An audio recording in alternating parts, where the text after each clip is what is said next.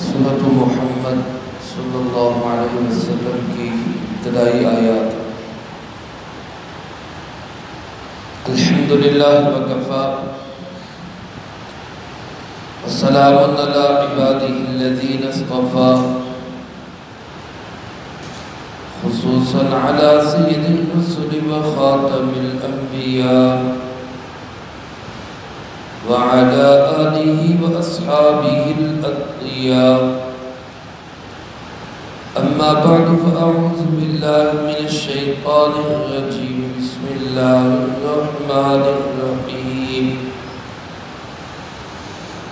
الذین کفروا وصدوا عن سبیل اللہ اضل اعمالهم، والذین آمنوا وعملوا الصالحات وآمنوا بما نزل على محمد وهو الحق من ربهم كفر عنهم سيئاتهم وأصلح بالهم، ذلك بأن الذين كفروا اتبعوا الباطل وأن الذين آمنوا اتبعوا الحق من ربهم، كذلك يضرب الله للناس أمثالهم۔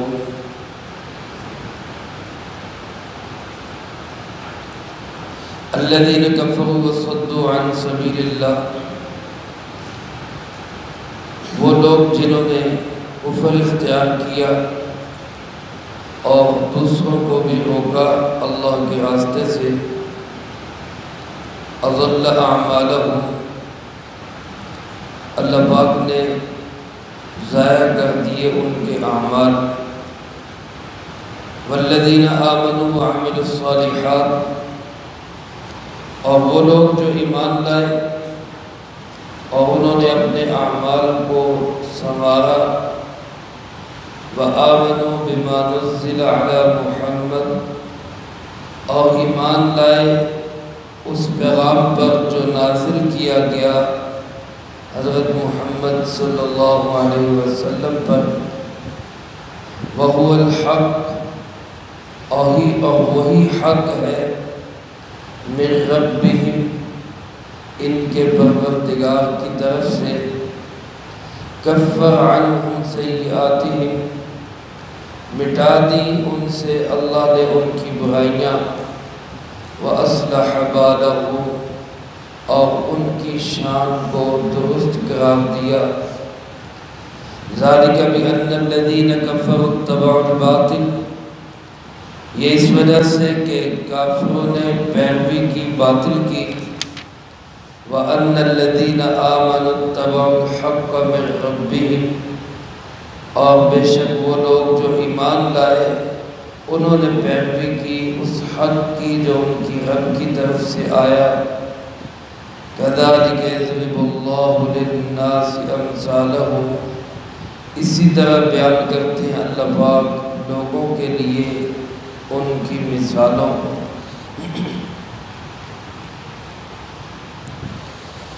اس سورۃ مبارکہ کا نام ایک تو سورۃ محمد ہے صلی اللہ علیہ وسلم، سارے کہہ دیں، ذرا اونچی آواز سے کہہ دیں صلی اللہ علیہ وسلم۔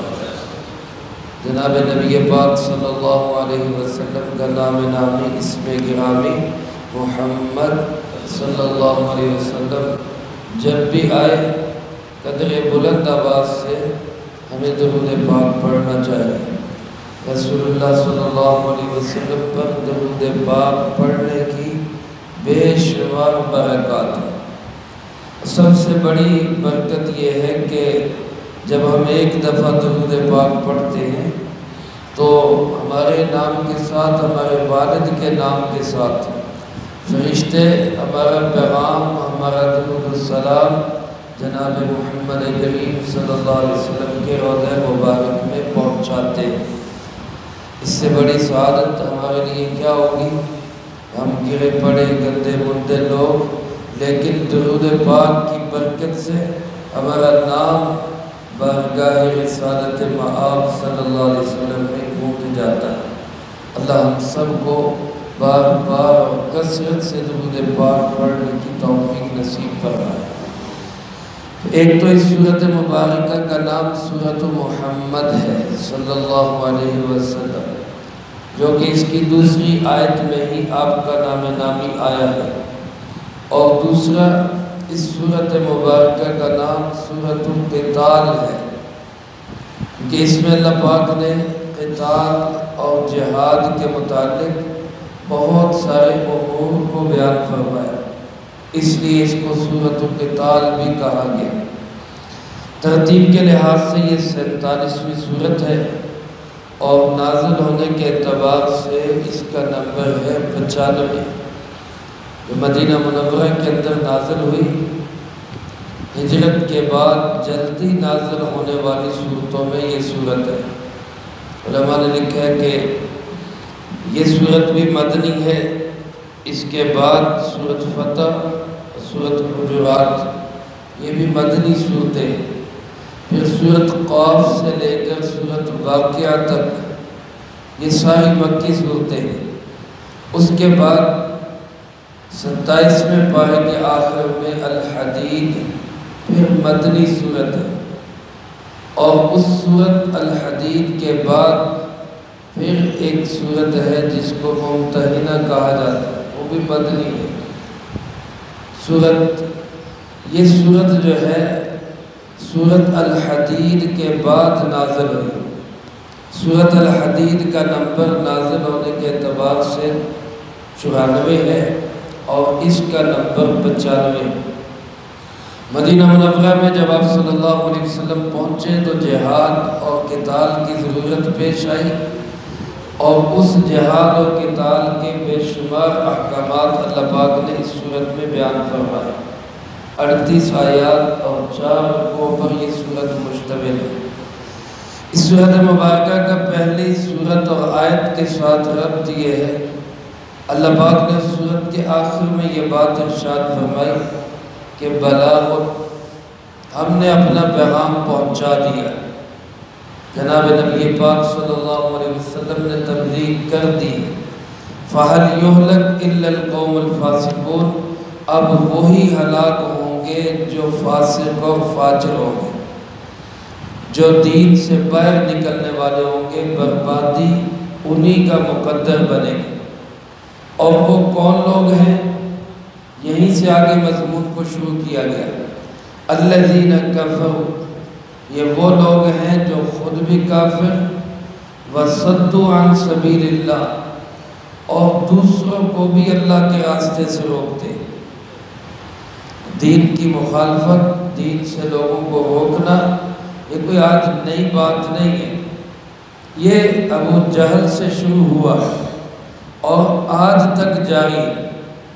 بلکہ اگر اس سے پیچھے جائیں تو سارے انبیاء علیہ السلام کے مقابلے میں ایسے لوگ آئے جنہوں نے خود بھی دین کو قبول نہیں کیا اور دوسروں کو بھی دین کے راستے سے، صحیح عقیدہ اپنانے سے اور صحیح نظریہ، سوچ اور فکر بنانے سے دوسروں کو بھی روکا۔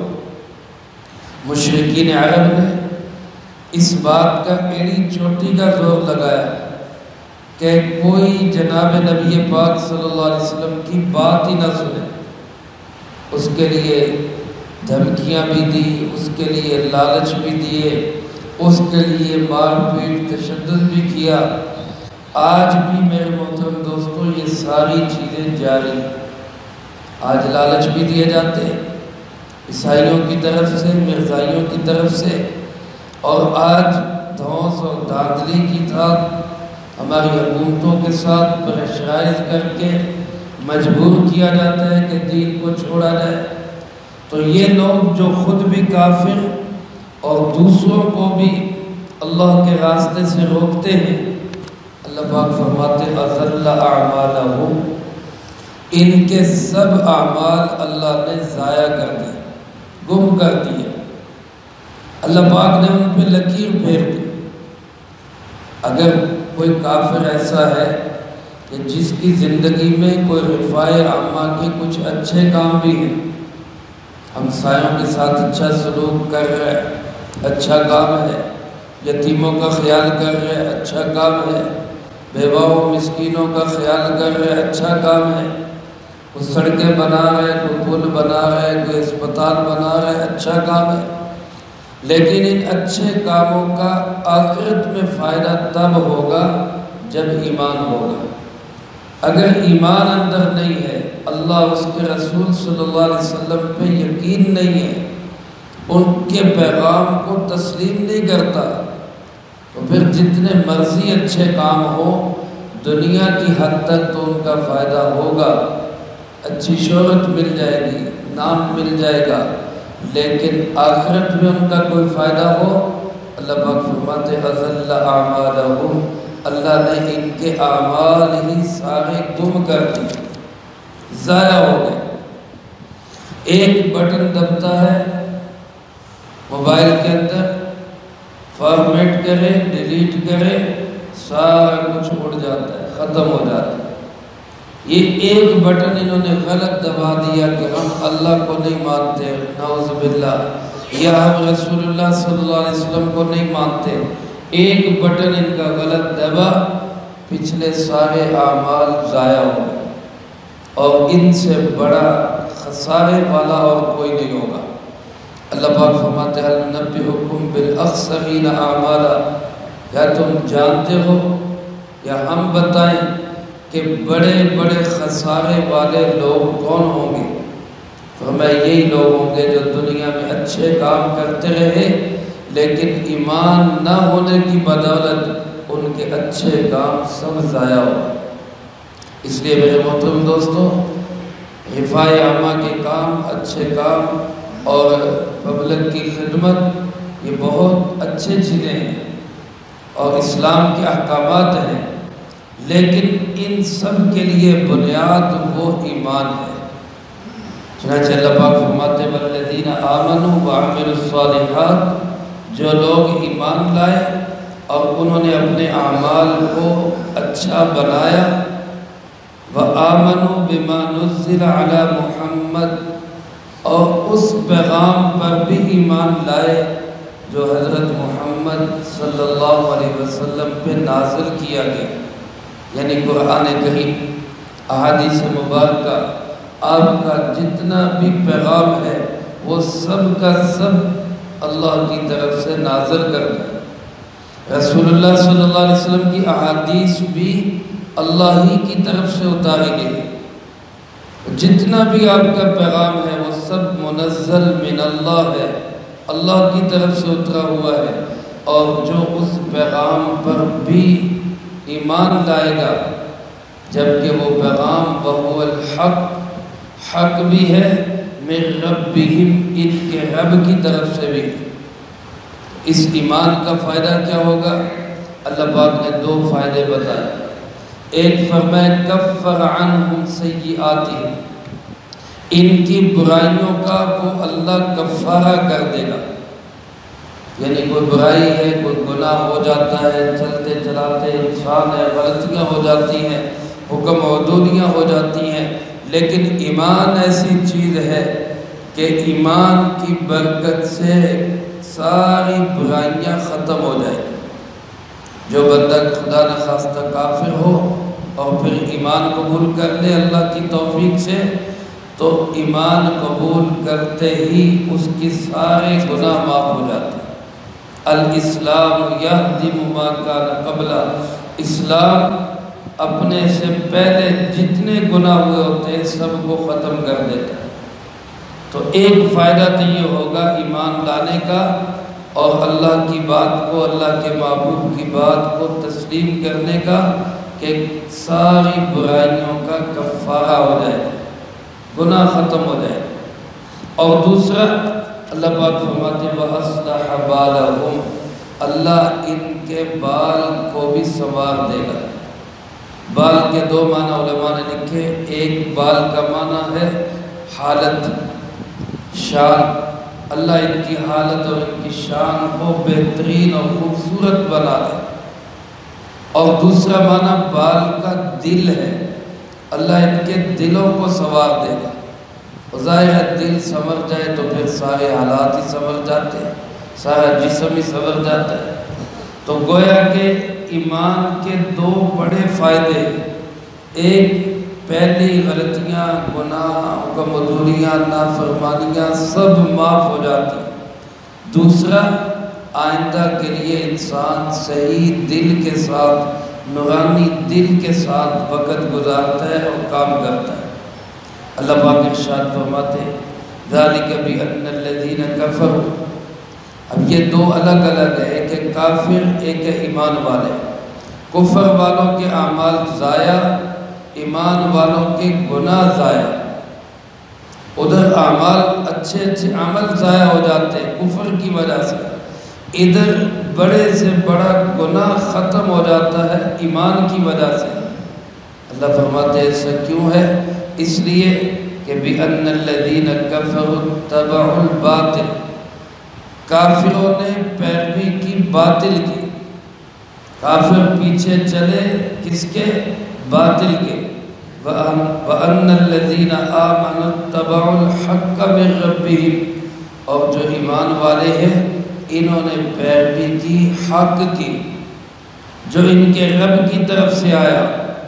اب جو باطل کے پیچھے چلے گا وہ ظاہر ہے کہ اس کے نیک عمل بھی ضائع ہو جائے گا، اور جو حق کے پیچھے چلے گا اس کے نیک عمل بھی سرے لگ جائیں گے، بلکہ اس کی چھوٹی موٹی گناہ غلطیاں بھی معاف ہو جائیں گی۔ اس کو یوں سمجھیں کہ جیسے ایک بندہ پاکستان میں رہتا ہے اور پاکستان کے اندر رہتے ہوئے وہ یہاں سڑکیں بھی بناتا ہے، یہاں یتیم خانے بھی بناتا ہے، یہاں اسپتال بھی بناتا ہے، یہاں رفاع عامہ کے بہت سارے کام بھی کرتا ہے۔ ان سارے کاموں کے ساتھ وہ پاکستان کے آئین کی مخالفت کرتا ہے، وہ کہتا ہے میں نہیں مانتا اس آئین۔ یہ شخص پاکستان کا غدار سمجھا جائے گا، اور اس کے اچھے کام وہ کسی کھاتے میں نہیں گنے جائیں گے، بلکہ کہا جائے گا کہ اس کو لٹکاؤ یہ غدار ہے۔ یہ نہیں دیکھیں گے کہ جناب اس نے سڑکیں بنائی ہے، اس نے فلاں کی ہے، اس نے فلاں کی ہے، اس کو نہیں دیکھا جاتا۔ یہ آئین کا مخالف ہے، نقصان پہنچا ہے ملک کو، ملک کی سالمیت کے لیے نقصان دہ ہے، لہذا یہ قابل قبول نہیں ہے۔ دوسری طرف ایک بندہ جس نے کوئی رفاع عامہ کا کام نہیں کیا، کوئی خدمت نہیں کی، کسی طرح کا اس نے جو ہے وہ کوئی کام وطن عزیز میں نہیں کیا، لیکن وہ اس کے نظریے کے ساتھ کھڑا ہے، وہ اس کے آئین کے ساتھ کھڑا ہے، وہ پاکستان کی سوچ کے ساتھ کھڑا ہے، وہ اس کی سالمیت کو نقصان نہیں پہنچا رہا، تو ہر بندہ کہے گا کہ نہیں اس کے اگر چھوٹے موٹے جرائم